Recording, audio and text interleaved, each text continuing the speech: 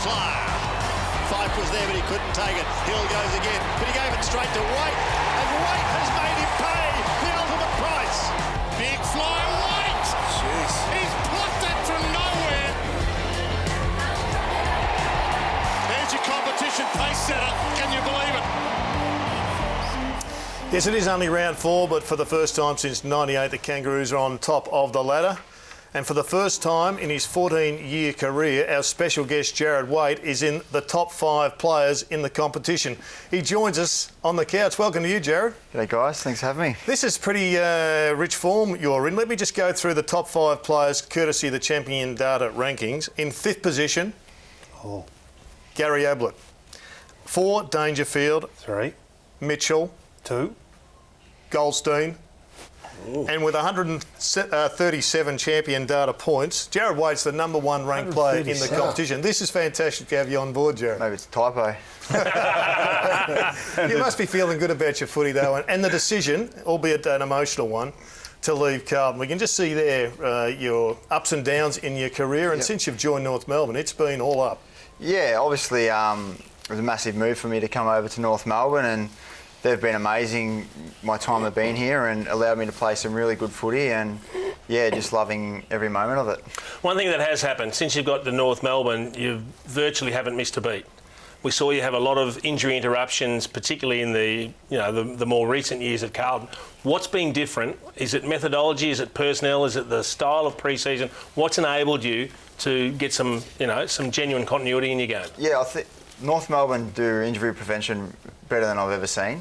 So we'd probably spend a day, probably 3 or 4 hours just working on injury prevention. So rather than worrying about the injury once you've occurred, we do that much, like, it's pretty mundane, but we do that much exercise on it all. So everything's strong and we can get through a season, and it's probably the one thing that I've found has really helped me and my footy and my durability. Were you fit enough? Was the program so different at Carlton that it was a fitness query? Yeah, there's a lot of things I couldn't do at Carlton. Obviously had a few back issues, so a lot of the leg weights I wasn't able to do.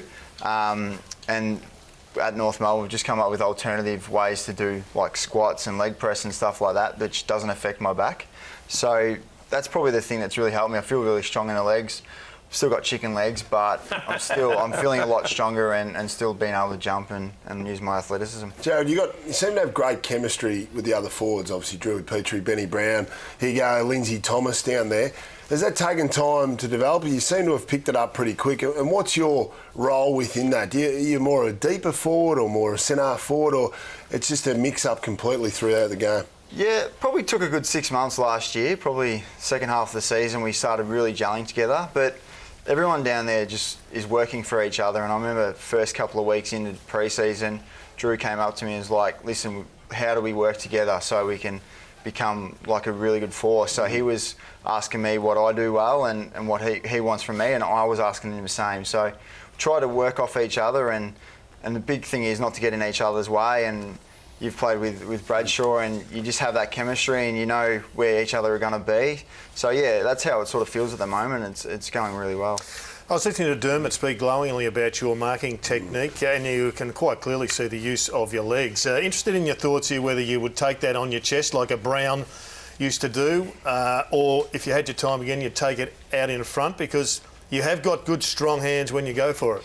Yeah, I don't really think about it at the time. It's just whatever feels naturally, and if I feel like I've got my opponent beaten, I'll take the chest mark, but if I feel like I'm in a bit of strife, I'll extend the hands. You frustrated Carlton for a long period of time because just when you're in great form, you lifted an elbow or you clipped somebody. That seems to have gone as well. You seem a calmer, pretty quiet sort of player now. Yeah, and probably back then I was frustrated with where my body was at and my performance of footy. I probably wasn't playing to the level that I expected from myself, and in other ways it came out in the wrong way.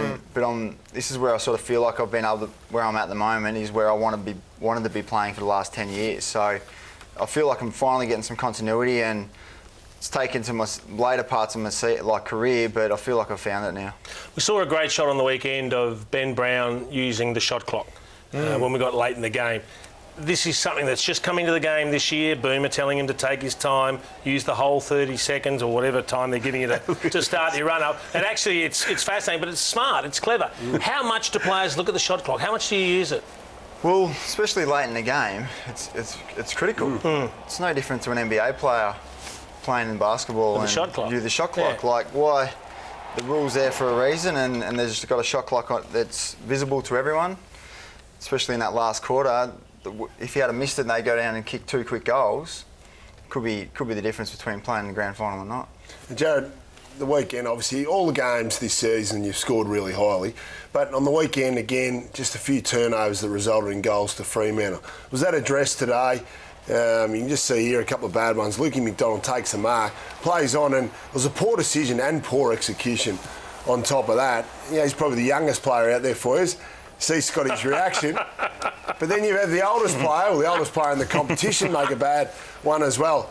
Yeah, prepared to live with that because you guys are playing really attacking football. You're trying to get the ball back into the corridor, or would Scotty like to see them fixed up and just play a little bit more conservatively? Yeah, obviously, I think Lukey got to be excited. He took his first contested mark for his career. So. But no, we'll address that during the week, and obviously it shows that, yeah, Luke McDonald's doing it and then Boomer does it, that the pressure sometimes just gets to the moment, and we'll address that during the week. That's probably the good thing at the moment is we can address it now and go forward. We saw the immediate response from Brad Scott. This is a much calmer Brad Scott after the match. I can think of, Luke McDonald's terrific mark on Hayden Ballantyne. He just played on and kicked it back to them. He was quick to apologise and said he got so excited by the whole thing and just got a rush of blood and, was like a deer in the headlights. Whilst we can have a laugh about it, from a serious perspective, Luke McDonald needs to address his kicking and his turnovers. And if he doesn't, then you're a long way back than where you should be in your pursuit of a flag. Yeah, Luke's actually a really good kick and probably let himself down on that one. But overall, he's probably one of their better users down there. And he's still pretty inexperienced, but he's going to be a really quality player for us in the next few years. The time's now in a lot of ways for the Kangaroos, isn't it? When you look at the age profile of where the club's at, really senior core. I know everyone talks about Brent Harvey when we talk about age, but you've got a whole host of players 30 plus. There's the age round by round versus the next ranked, which is the Fremantle Dockers. You can see there a year and a bit over the second place team every round consistently, and that advantage versus your opponent is up to 3-4 years over the last 2 or 3 weeks. Do you feel like the time is now? Yeah, I feel like we've got some really good older players, obviously, but then a lot of the mature sort of younger players are coming through, and obviously Jamie McMillan and Sean Atley, and even Gibbo is playing some really good footy for us at the moment. So I feel like we've got 22 contributors that are coming, and as you saw, Mason Wood came in and played his role really well. So we're finding we've got some really good depth as well. I want to talk to you about age because at 33 you're finished for every decade, every era, bar this one, and we're seeing players now at 33 years of age playing better footy. You're playing the best footy of your career. Sam Mitchell just doesn't stop. He continues to improve. Boomer Harvey at 30 whatever he is now, he doesn't look like he's going to stop before his 40s. What is the secret? Is it just the financial incentive to keep going, or is it the management of the injuries, etc.? Yeah, I definitely think it's a management. Obviously, most clubs have now got 2 full-time physios, sports science. They've got everything now, and there's a lot of money that gets pumped into the clubs, and I think that's really beneficial to the players and prolonging players' careers. Can I bring up the Premiership Predictor, the Fox Premiership Predictor, because we look at this every week. We love this. It's under threat right now. My favourite graphic, Jarrad. There's North Melbourne there. They're a tick for above the 100-point green line, and that's been the major change in the game this year. But defensively, still leaking over 100 points. Do you think that you can pull it back as far as the 86 over the next 18 weeks? We've got a long time to go, I know that. But do you think you need to be as defensive as what it's always been the last 14 or so years, 15 years? Because right now the Kangaroos are playing some great football and they're doing it sheerly on offence.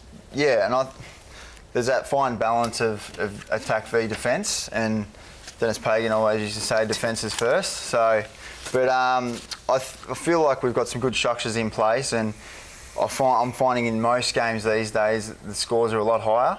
So a lot of teams are counter-attacking, and I suppose when you turn it over, it's just going down the other end, and I suppose disposal efficiency these days is so important. So if you make one mistake, 9 times out of 10 it's a goal down the other way. What's your expectation on the result of Stephen May and his bump when it heads off to the tribunal? At least a week. Probably get a week. At least a week. I heard Tommy Ross back there. It's interesting though. I mean, Jarrad spoke earlier about you had some issues along the way in your time. Yeah. You play aggressive, you play on the edge, and some players have that gene in their body. Is it difficult to control that gene when the heat of the moment arises in a game? Yeah, obviously it's something I personally had to work on and find ways to, if I'm finding myself veering over that line, I'll switch myself on. But I'm the same. I have to play close to that edge, and obviously he does too. We don't like seeing blokes getting knocked out, but I'm sure the match review panel will go straight through it and they'll decide what they decide. Jeremy Cameron got 4. Would 6 be too many? 6 is a lot of time. It's almost about a quarter of the year. Yeah, exactly. So maths wasn't my best. That'll do. A quarter will do. So yeah, but it's up to them, isn't it? I suppose, and if they feel like that's what the punishment deserves, then they'll hand it out. You look a little bit like one of our other guests, a boy called Stringer from the Western Bulldogs. He's that sort of in-between type king. He is, and we ask all of our guests when they come on, the modern forward, which is Jake Stringer, or the key position player, Jesse Hogan, who's likely to have the most impact this year? I saw Jesse firsthand the other week. He went pretty nicely. Stringer's very good, but I'm nice and agile, so I'll go Stringer. Oh, good boy. You're very intelligent. Good boy. Man. You just contradicted yourself. No. You pumped up Hogan and then you went Stringer. He's still a good one. I'm not saying he's not a bad player. He's a great player. But Very good. No, you've muzzled him. You nobbled him before this show started. Jarrad, it's great to have you come into the program when you're in such form. It's a rare honour being the #1 ranked player in the competition. It's well earned. And whilst I believe all the stuff about the leg weights, I know, given I see you every Friday down at Winky in the holy water of Bells, I know what the secret is, but keep it between you and I. Thanks for your time tonight and good luck for the rest of the year. no worries, guys. Thanks for having me. Jarrad Waite, one of the great surfers of football.